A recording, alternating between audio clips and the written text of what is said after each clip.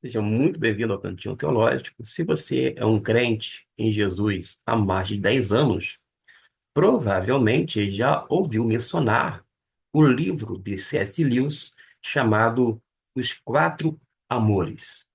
Ele vai apresentar quatro termos ou vocábulos gregos que pode ser traduzido como amor, tendo, claro, a sua diferenciação quando ele analisa palavra por palavra. Da mesma forma, você pode ter escutado, quer na escola bíblica dominical, quando não a partir do púlpito de sua igreja, que existem três tipos de amor, ou três palavras para expressar o amor. Embora, na nossa língua portuguesa, só há um termo como este. Ora, acontece que, quando a gente vai para o Novo Testamento, nós não vamos verificar tampouco quatro termos, muito menos três termos. Nós só vamos observar e constatar dois termos. Deixe-me primeiro falar sobre os termos. O termo storge é utilizado, ou era utilizado bastante, no chamado período clássico ou secular, que é anterior ao período do Novo Testamento. De modo que storge era uma utilização mais limitada do termo amor, de filho para pai, pai para filho, das pessoas da casa, do lar, quando não, os parentes, etc. e tal. Já a palavra eros tinha aquela conotação sexual, ou seja, do sexo masculino com o sexo feminino, da onde vem a palavra erótico, que não é necessariamente pornografia, algo pornográfico. A gente precisa fazer uma distinção da etimologia, sendo levado em consideração. E havia, sim, um amor chamado agape e também filéu. No período anterior, ou seja, no período clássico, anterior do Novo Testamento, a palavra filia era o termo mais nobre que havia. Não era agape. Percebeu que vai mudando de tempo em tempo, mesmo sabendo que a etimologia da palavra, porque era um amor, digamos assim, que poderia, de repente, ser aplicado nas relações do dia a dia. O próprio William Barclay, ele vai dizer assim: o amor que não é o amor, disse Shakespeare, que se altera quando descobre uma alteração, mas filia, como todas as coisas humanas, pode alterar-se, porque dizia que filia, dentro da questão etimológica, ela era um tipo de amor que poderia o quê? Aumentar ou diminuir. É como as pessoas falam assim: eu não o amo mais. Eu amava-o, mas agora não. Seria mais ou menos o emprego de filia. Agora acontece que agape, no período secular, ele tem pouca orientação. A gente não vê muito, vou dizer assim, em termos de uma forma comum. Quase que nunca ocorre, segundo William Barclay. É uma palavra que foi, digamos assim, elevada muito mais no período da religião, de uma forma específica, dentro do Novo Testamento, ou daquele período do Novo Testamento e posteriormente também, dentro do cristianismo. E o agape, ele é tido como um amor, digamos, especial. Acontece que, por mais que o William Barclay vá nessa, nessa ideia, e ele embarca realmente nisso, dizendo que o agape é o maior destes. Logo, o agape seria maior do que eros, maior do que storge, maior do que filia? Ora, a gente não encontra base escriturística para tal afirmação dentro do Novo Testamento. Da mesma maneira que nós temos estorgue no período secular, não era usual, embora existisse a palavra no período secular ou clássico. Quais são as palavras que nós encontramos em um Novo Testamento? Nós não vamos encontrar, naturalmente, estorgue, porque é do período secular ou clássico, tá ok? Não vamos encontrar tampouco a palavra eros, nenhuma vez sequer. Nenhuma vez. Não existe exceção. Nós só temos dois vocábulos que é traduzido como amor em português. E a gente, na tradução, não vai fazer distinção. Por causa de quê? E não deve fazer distinção. Porque, na verdade, por mais que a etimologia da palavra, ou seja, a raiz da palavra, tenha um significado desta forma ou doutra, mas a maneira como os escritores empregaram o termo é que vai ser determinante para a devida compreensão. E a gente vai notar que, dentro do Novo Testamento, quer quando aparece filéu, quando não agape, ele é utilizado pelos escritores de maneira sinônima e de uso intercambiável. Ora utiliza agape, ora utiliza filéu, talvez mais por uma questão de estilo literário, para não repetir muito o mesmo termo. Eu, particularmente, adoto esta postura no meu dia a dia. Eu gosto de utilizar, para não ser repetitivo, sinônimos. Desta forma, você vai alternando. Por isso que eu disse que é algo intercambiável, tá bom? Dentro do que eu estou falando, porque realmente não há distinção, pode o William Barclay, pode ainda o grande C.S. Lewis ter dito isto, e muitos outros homens sinceros, estudiosos, competentes, mas nem sempre as pessoas acertam, porque são influenciadas pelo espírito da época, pelo pensamento vigente de então, né? Mas a gente precisa ver que realmente não existe distinção. Eu quero apresentar aqui dois textos da Bíblia, aqui é utilizado pelo mesmo autor, uma referência a João. Ele vai utilizar a palavra agapá, que vem do verbo agapau, quando ele nos diz no versículo 35 do capítulo 3. Em português, vou destacar aqui, o pai ama ao filho. Vamos palavra por palavra. O pater, pai, agapá, que é justamente ama, conforme foi traduzido aqui, ó.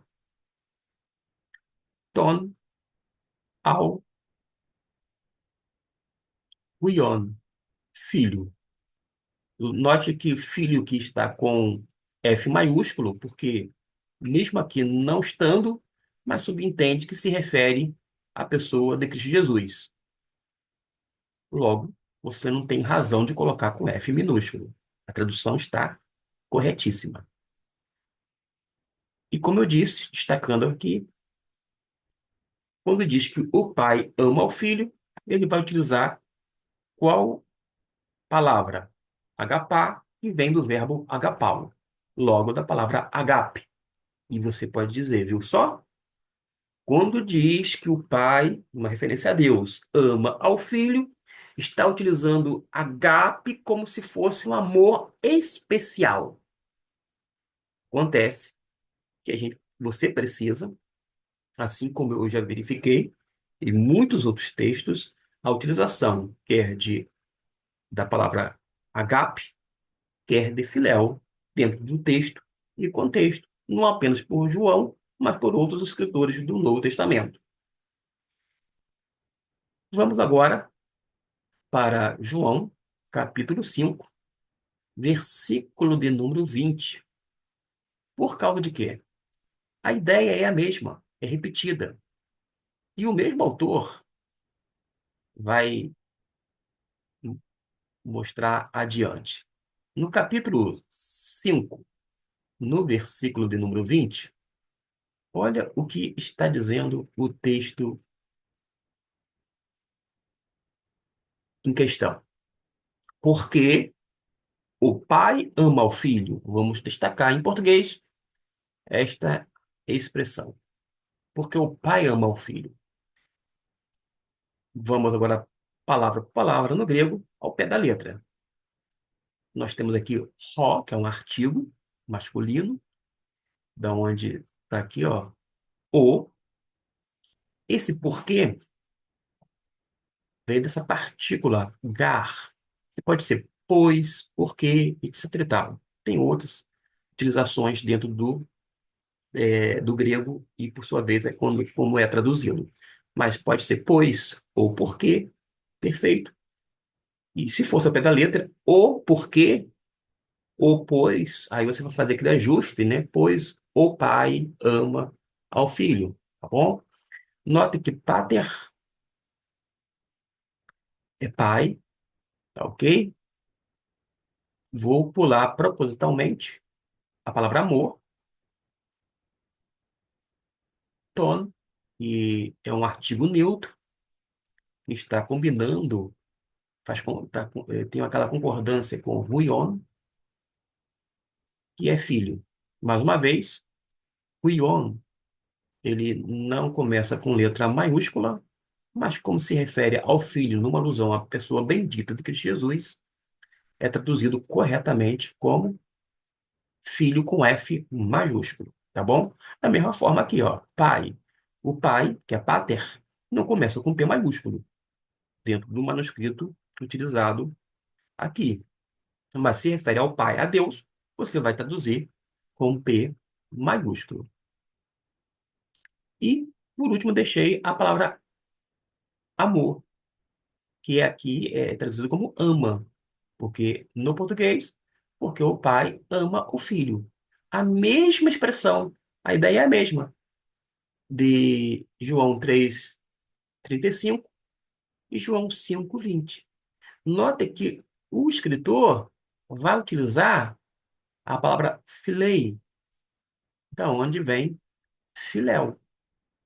No período clássico, repito, era o amor mais nobre. Mas e dentro do Novo Testamento? Dentro do Novo Testamento, o autor ele vai expressar a mesma ideia utilizando tanto a palavra da onde vem agape, amor, e filéu, de uma forma o quê? Sinônima, intercambiável. E você pode achar que aqui é uma exceção. Lê do engano. Quando a gente vai para o Novo Testamento grego, a gente vai constatar isto. Não há o emprego de que o agape é um amor especial. Pelo contrário, é sempre utilizado como sinônimo e de uma maneira intercambiável. Ora menciona agape, ora menciona filéu, sem fazer aquela distinção. Por isso que muitas outras, inclusive interpretações, tipo aquela de Pedro, Pedro, tu me ama, que vai colocando palavras diferentes a partir do texto grego, não é que tá dizendo, tu me ama de uma forma especial, Senhor, tu sabe que eu te amo. Não tem nada disto, não tem nada disto. São coisas nossas, são invenções que as pessoas tiram a partir de um texto, mas não consegue sustentar tal coisa a partir desse elemento linguístico dentro da aplicação de cada texto e contexto. Este é apenas dois textos, na verdade, João 3:35 e João 5:20, que serve não apenas para ilustrar, mas para realmente chamar a nossa atenção, porque não foi um ato falho da parte de João apresentar primeiramente a palavra, vou dizer, da onde vem a palavra agape, amor, e depois apresentar filei, da onde vem filéu, e um ato de esquecimento. Pelo contrário, ele faz de uma maneira o quê? Proposital, intencional. E a gente precisa, inclusive, ver a maneira como os autores se referem e aplicam, por exemplo, palavras tipo como espírito e alma em um Novo Testamento. Algumas pessoas acham que está dividindo o homem em duas partes, quando, na verdade, são termos também sinônimos e que são aplicados de maneira intercambiável, ou seja, vai alternando. Nós temos outras expressões que a gente precisa verificar. A palavra sarx, que significa carne, ora pode se referir realmente ao corpo físico, mas da maneira que é empregada pelo apóstolo Paulo, por exemplo, ele vai, na maioria dos casos, não em todos os casos, mas na maioria dos casos, se referir à natureza pecaminosa. Por isso que é importante ver como é que o autor emprega o vocábulo, o termo. O que é determinante não é necessariamente a etimologia da palavra, o uso da palavra. Vou dar um exemplo aqui no português. Década de 40, 50, 60, talvez até 70, comumente a gente utilizava a palavra, vou colocar o texto aqui, 1 Coríntios capítulo 13. Não sei se eu vou ter, eu provavelmente não, não vou ter dentro da versão que eu quero mencionar. Deixa eu tentar ver um termo, uma versão mais antiga. Aqui são tudo versões novas. O amor. Mas vamos lá. Vocês liam frequentemente, quem é daquele período, ou se você tiver acesso a Bíblias antigas, e fala que a caridade menciona a caridade ao invés de amor. Se não tiver caridade, que a caridade, aqui fala assim, ficaria assim, ainda que eu falasse a língua dos homens e dos anjos, e não tivesse caridade, seria como o metal que soa, ou como o fino que tine, e assim por diante. As versões, como eu disse aqui, em português, que eu estou com esse programa, só tem realmente amor. Mas a gente sabe que décadas atrás foi traduzida como caridade. Hoje em dia, caridade tem uma outra ideia, que não aquela daquele período de amor. Se eu falar o seguinte, logo eu, que estou com a minha esposa, Esther, e estamos juntos desde 1996. E eu falo assim: eu, meus irmãos, estou com a minha esposa por caridade. Qual é a conotação nos dias atuais?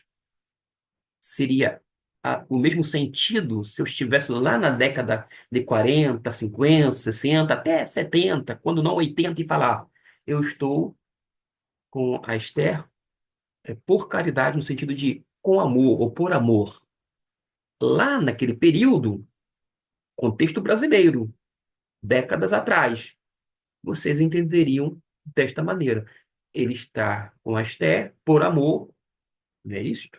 Mas se eu falar que eu estou com caridade, o pessoal vai deduzir o seguinte: bom, ele está com ela por caridade, por pena, por pena.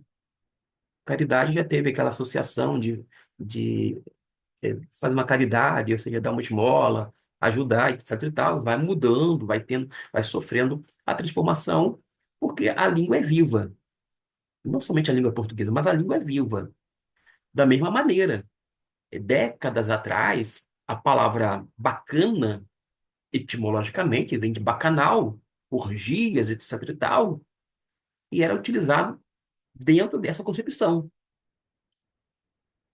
Com o passar do tempo, Bacana passou a receber um outro significado, tipo, legal. Ele é um camarada bacana, isto é, um camarada legal.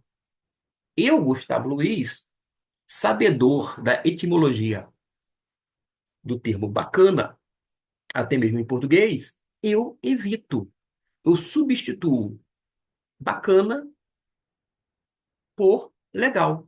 E eu falo logo, ele é um camarada legal, é uma pessoa legal. Eu, Gustavo, de uma forma intencional, proposital, não menciono que é uma pessoa bacana. E se alguém pronunciar, ele é bacana, eu vou entender perfeitamente. Não tem aquela conotação de bacanal, de orgias, destas práticas, as quais estão aqui dentro daquele bojo. Percebeu a diferença? Agora, existe texto, contexto, existe época, que é empregado de uma forma e vai sofrendo transformação. Não foi diferente, por exemplo, com relação a alguns termos que a gente ouve falar e tem significados os mais variados a partir da origem ou da raiz da palavra, mas que precisa ser observado como é que o autor empregou em cada texto, em cada livro, por exemplo. E isto vai ser o quê? Determinante. Não basta, então, ficar com os quatro amores do C.S. Lewis, com aquela concepção e achar, oh, este tipo de amor aqui é mais especial, esse aqui é um amor mais fajuto, nada disso. E tampouco achar, porque o meu pastor falou que tem três tipos de amor: eros, filéu e agape. E agape é o mais importante. Mas quando você vai para o Novo Testamento, em grego, sequer encontra a palavra eros. Mas o seu pastor não falou que era três tipos de amor no Novo Testamento? Cadê os três tipos de amor, em termos de vocábulos? Não existe. Ele certamente ouviu alguém falar, saiu repetindo feito papagaio e passou adiante como se fosse verdade. Mas o que que você pode fazer através das informações neste canal de reflexão teológica? Passar a conferir e ver com seus próprios olhos.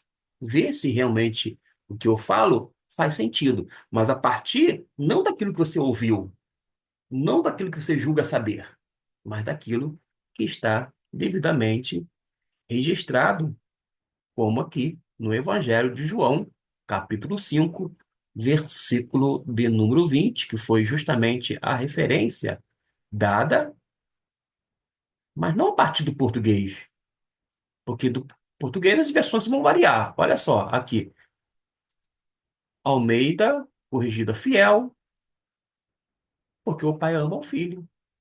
Só isso. Aqui não fala nem ao filho, aqui fala o filho. Aqui nessa versão, porque o pai ama ao filho. Uma outra versão, na Bíblia, palavra viva, pois o pai ama o filho. Você não pode ficar simplesmente, se quiser fazer uma pesquisa, uma análise, uma consulta séria, criteriosa, rigorosa, você vai ter que ir para textos como, deixa eu ver aqui, este aqui, do grego. A partir do grego que você vai trabalhar e verificar, logo fazendo a sua pesquisa, tirando a sua própria conclusão. Espero que tenha ajudado. Deus o abençoe rica e abundantemente. E isto serve de aviso, para chamar nossa atenção, para a gente não sair repetindo o que a gente ouve. A gente precisa verificar para ver se faz jus com o texto bíblico e, sobretudo, com a intenção do autor em questão. Fique com Deus. Até o nosso próximo vídeo.